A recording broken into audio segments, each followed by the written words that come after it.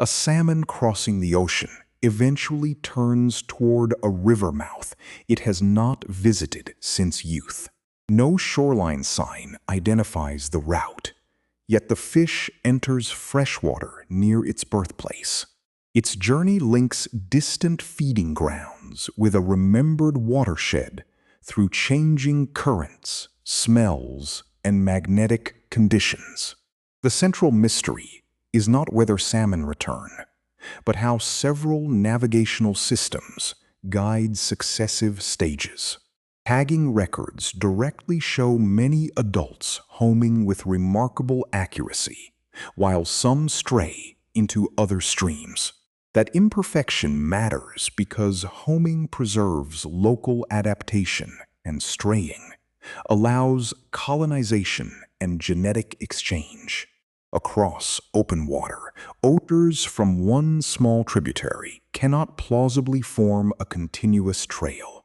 Near land, however, dissolved chemical patterns can become detailed enough to guide final choices. Researchers therefore investigate a layered map with broad orientation offshore and olfactory recognition near home. The exact weighting of cues changes with distance, species, experience, and environmental conditions.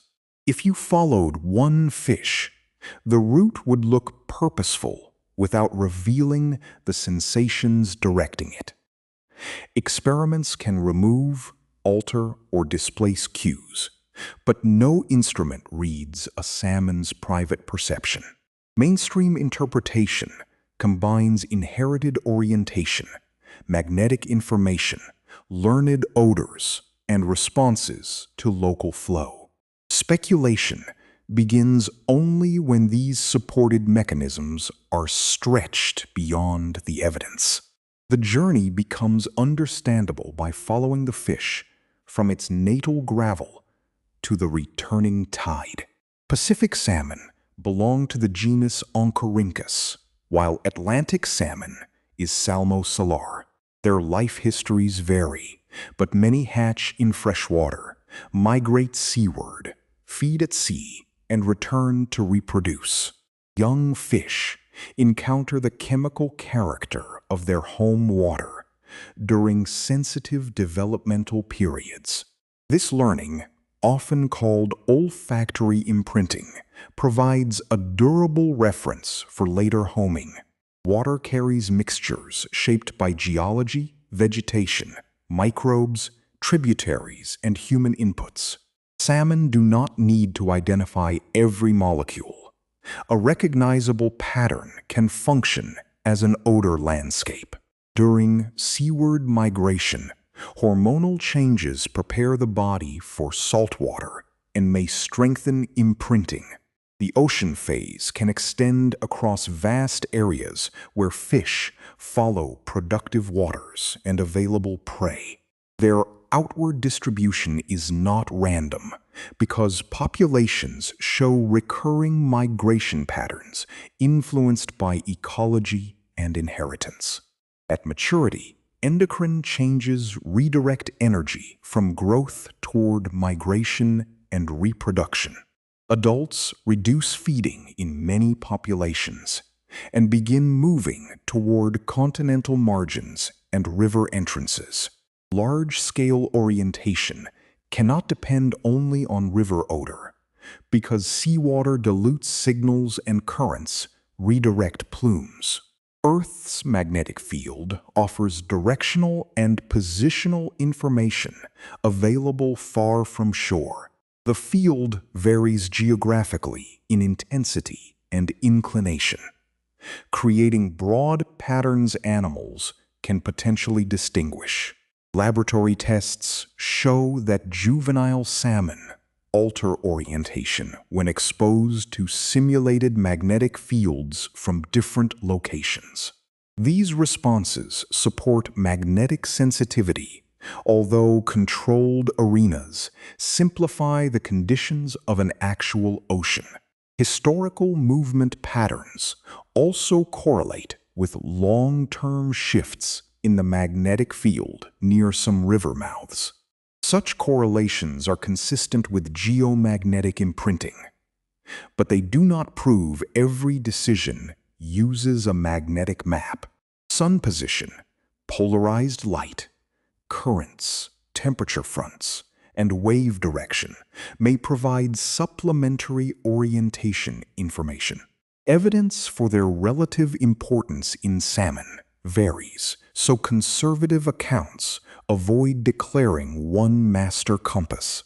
Once approaching land, fish can sample river plumes carried offshore by tides and coastal circulation. The plume narrows the search, turning a continental approach into a choice among neighboring estuaries. From there, active comparison of water chemistry and current direction can guide upstream movement. One hypothesis proposes that young salmon imprint on the magnetic signature near their river mouth. Later, adults could seek a matching field region before switching to chemical recognition. Magnetic displacement experiments support the ability to respond to unfamiliar field combinations in predictable directions. Yet magnetic fields change gradually, and several coastlines may share broadly similar values. This cue is therefore better suited to regional positioning than identifying one patch of spawning gravel. A competing oversimplification claims salmon merely follow an odor trail across the entire ocean. Dilution, turbulent mixing, and shifting currents make that explanation inadequate at long range. Nearshore odor plumes remain powerful because adults can move across them and compare changing concentrations. When a salmon enters the wrong estuary, absent or mismatched odors may prompt renewed searching. Experimental blockage of olfaction disrupts precise homing, providing strong evidence for smell during final navigation. Fish then faces branching tributaries where chemical differences become increasingly local. It typically swims against flow, using current as a directional cue while evaluating familiar odor mixtures. At each junction, movement creates new samples, allowing correction after an unsuitable branch. This cue-action sequence couples detection, upstream swimming, and comparison, reducing error through repeated decisions. Temperature can delay entry because warm water raises metabolic stress and reduces available oxygen. Fish may hold in cooler areas, then resume migration when conditions become safer.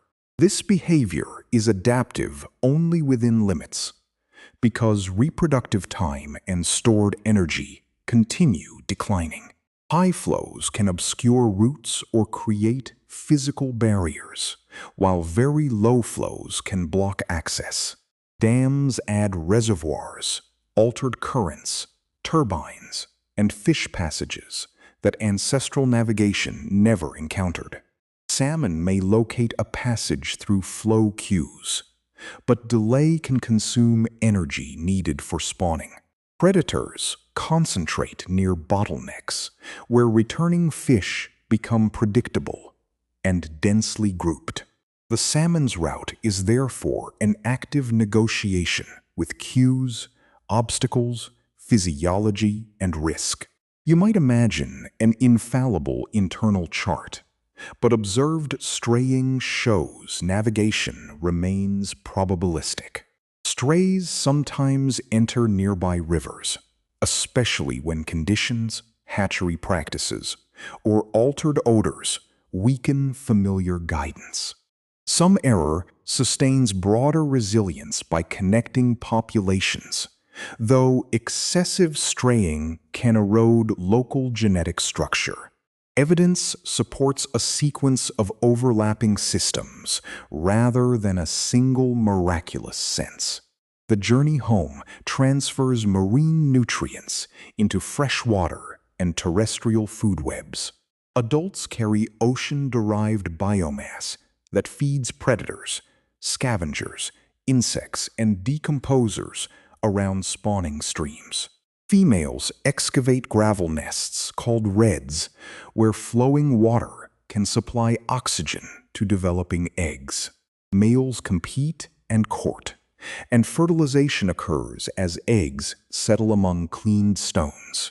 After spawning, most Pacific salmon die, while Atlantic salmon can sometimes survive and migrate again. Carcasses release nutrients, but their ecological effects vary with population size, watershed, and consumer community. Homing also preserves timing suited to local snowmelt, stream temperature, flow, and spawning habitat. Populations returning to neighboring tributaries may differ genetically and behaviorally because their environments impose distinct pressures. When a run disappears, recolonization is possible through straying, yet specialized local history is lost. Climate change shifts ocean productivity and raises river temperatures along the same connected migration corridor. Marine heat waves can alter prey and survival before adults ever begin their return. Warmer rivers can compress safe migration windows and intensify disease or physiological stress. Changes in rainfall and snowpack rearrange flows that salmon use for access and directional guidance. Pollution may change odor landscapes, though effects depend on chemical identity, concentration, and exposure. Hatchery releases can support fisheries, but rearing and release practices influence imprinting and straying. Transporting juveniles around dams may alter the environmental sequence they would naturally learn. Managers, therefore, balance passage, habitat restoration, harvest, water use, and population diversity. Protecting only spawning gravel cannot succeed if estuaries, migration corridors, or ocean feeding conditions fail. The navigation mystery reveals an animal whose sensory map is inseparable from an entire watershed. Every successful return is both individual behavior and a test of ecological continuity. Future acoustic tagging can map routes and delays as fish cross coasts, estuaries, and dams. Genetic assignment can identify a traveler's population without assuming its destination from capture location. Controlled magnetic experiments can test field responses while accounting for developmental stage and population differences.